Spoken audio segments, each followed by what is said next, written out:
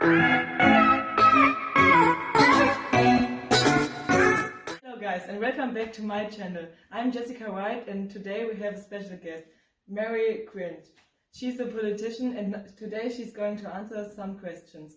So at first we have two comments, one from a 17-year-old girl that lives in Britain and one from a 52-year-old man who also lives in Britain. So the comment from the girl is, I am 17 years old, I am a student and currently study politics.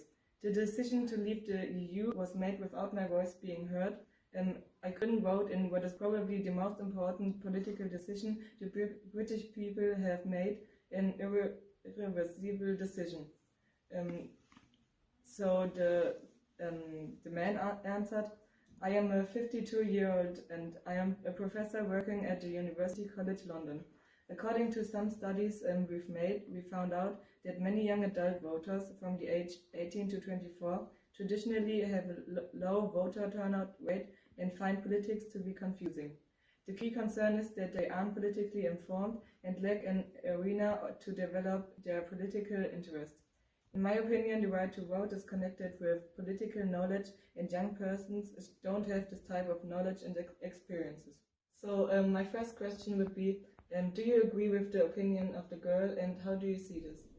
Well, I think that the decision for Brexit was inevitable, in their opinion, and it really is irreversible, and this is a very bad thing for the youngsters that didn't want to leave the EU, because their voice wasn't heard, as she said, and yeah, it's kind of a tragic situation. So do you think young people participate too little in politics, or are they being excluded?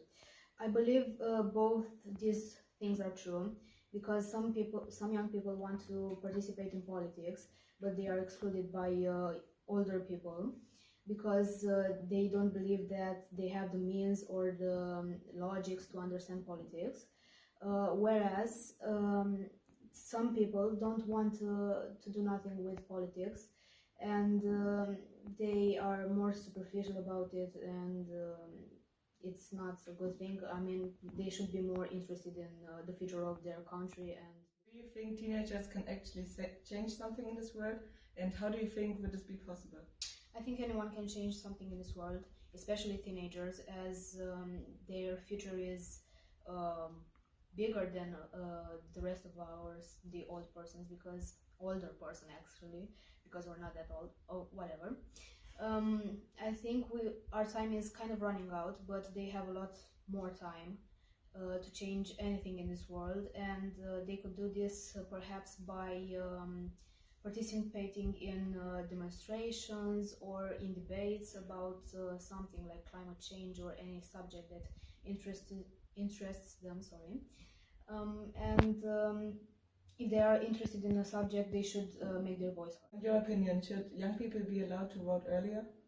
Well, I believe that the standard voting age in most countries, that is the 18 years old, is the best voting age. However, there are still some countries like Cuba, Scotland or Austria that have the voting age of 16. They aren't wrong, but perhaps it isn't such a wise decision, as the teens' minds aren't as formed as an 18-year-old mind, because an 18-year-old might have more exposure to political stuff, because they are thought to have this in the future.